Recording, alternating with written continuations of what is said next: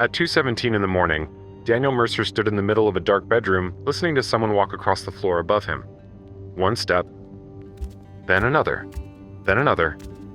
Slow, heavy, deliberate. Daniel raised his flashlight toward the ceiling. The footsteps continued from one side of the room to the other.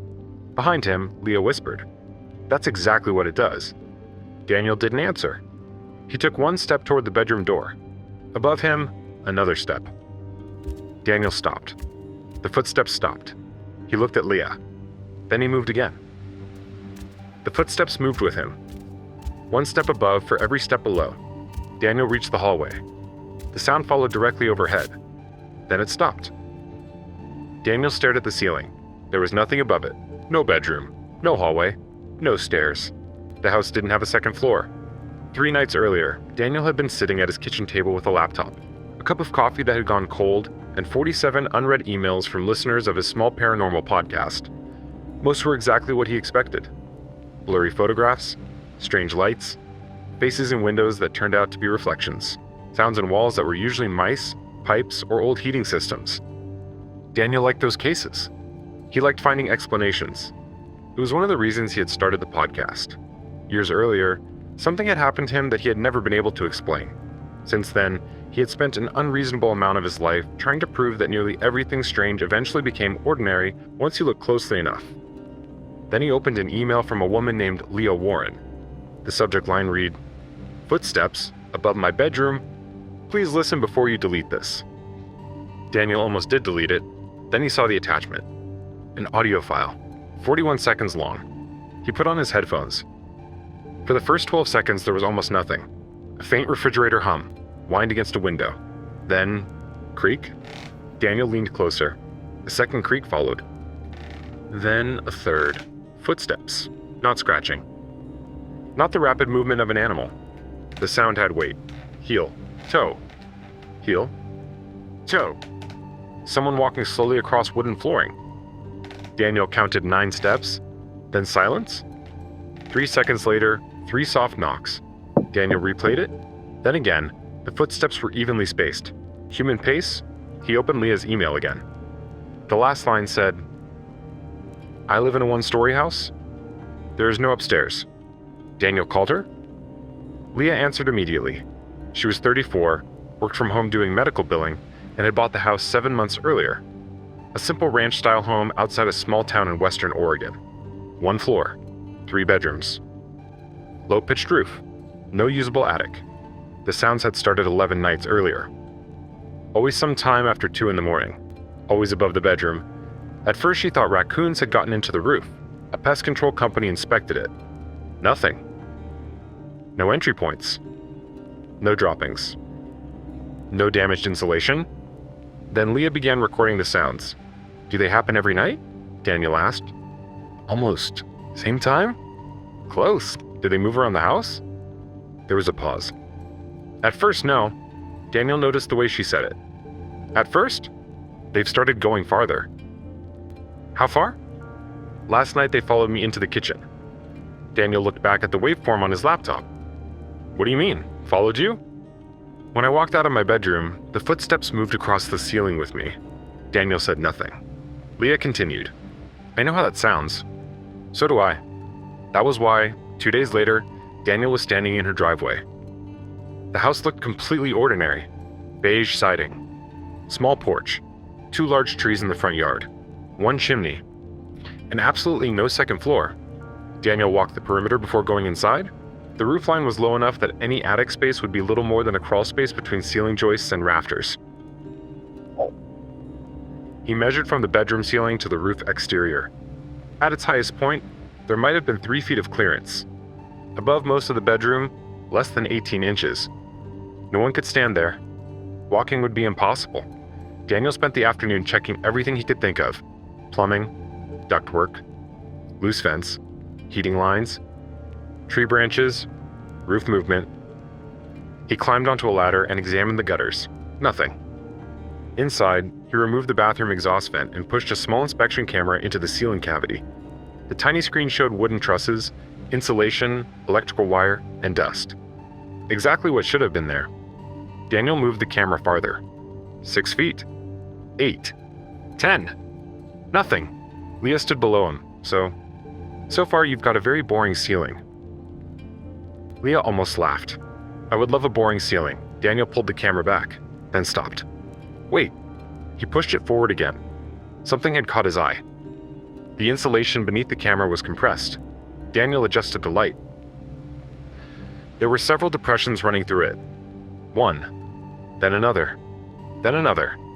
Leah moved closer. What is that? Daniel didn't answer immediately.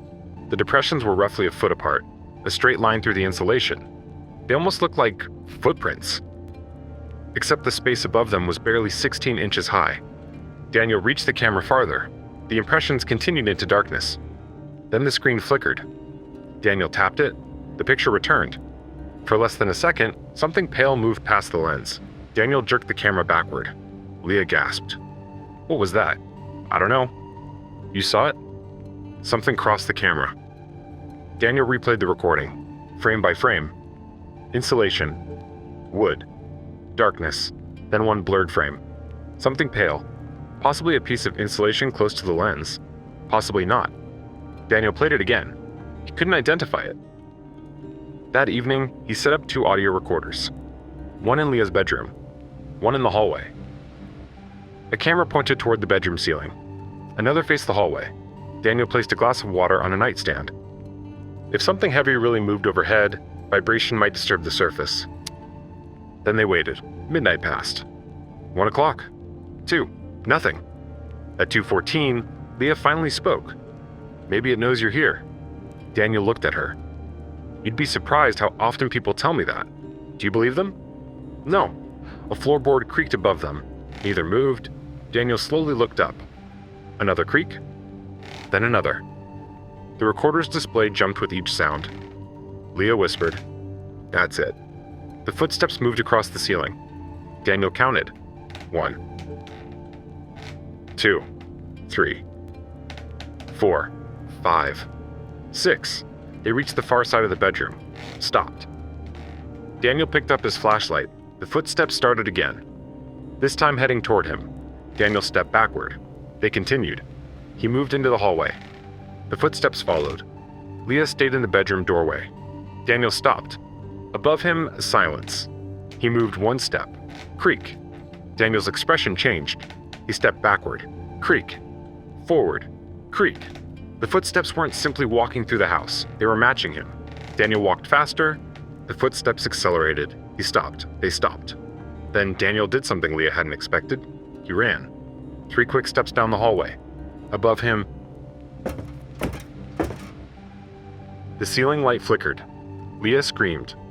Daniel spun around. For a fraction of a second, the hallway behind her looked darker than it should have. Something moved across the doorway. Too fast to identify. Then the light came back. Daniel raised the flashlight. Nothing. What happened? Leah asked. Daniel stared down the empty hallway. I thought I saw something. What? I don't know. A heavy impact struck the ceiling directly above them. Dust fell. Leah backed into the wall. Daniel looked up.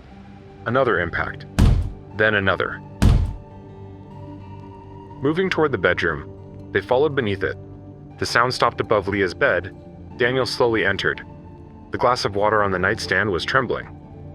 Daniel moved beneath the spot. He raised his hand toward the ceiling. And from somewhere above him, 3 knocks. Daniel froze. Knock, knock, knock. He stared upward. Then, without taking his eyes from the ceiling, he knocked 3 times on the wall. Knock, knock, knock. Nothing answered. Leah exhaled. Then, something knocked behind Daniel, not above him. Behind him, from inside the bedroom closet, bang. Daniel spun. The closet door moved slightly. Leah screamed again. Daniel crossed the room and grabbed the handle. Daniel, don't. He opened it. Clothes, boxes, shoes, nothing else. Daniel swept the flashlight across the walls, then upward. The closet ceiling was solid. No opening, no access panel, nothing.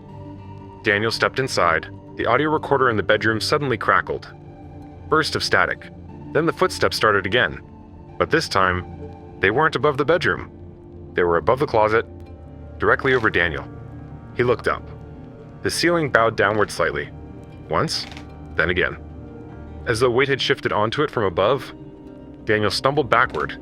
The closet door slammed shut. Darkness. Daniel grabbed the handle and pulled. It didn't move. Daniel. Leah was outside. Daniel pulled harder. Nothing. Above him, one slow creak.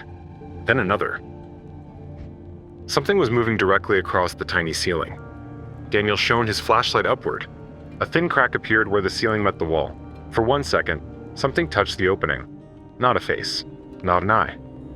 Just the ends of what looked like 2 pale fingers curling around the edge. Daniel's flashlight shook. The fingers disappeared. The closet door suddenly opened.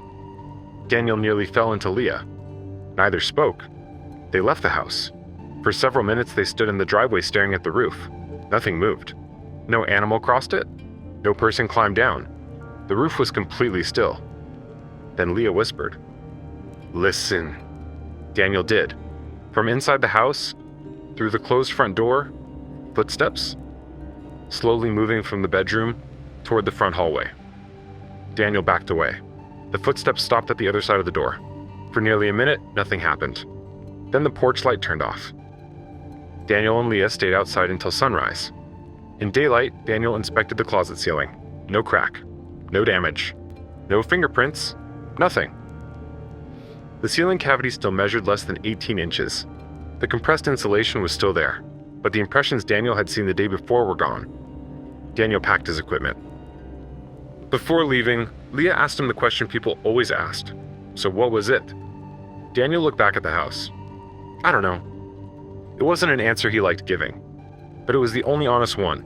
3 days later, Daniel sat at his kitchen table editing the recordings. The footsteps were clear.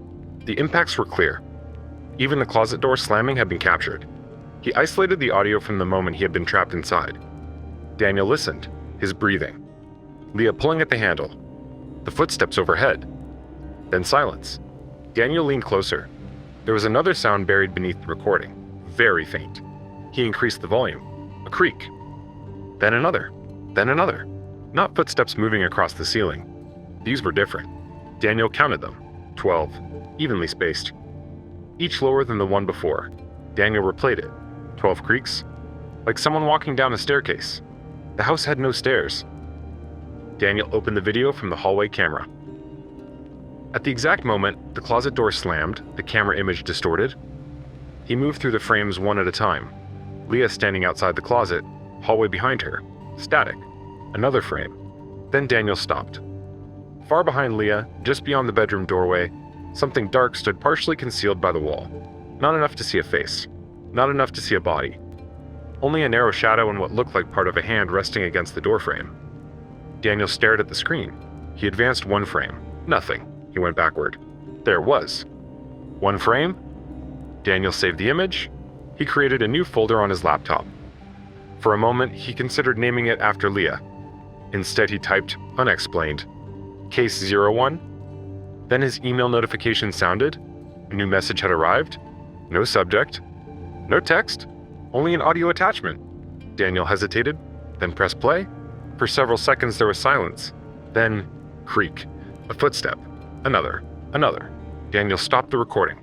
The email had been sent from Colorado. He looked at the ceiling above his kitchen, then back at the message, and clicked reply.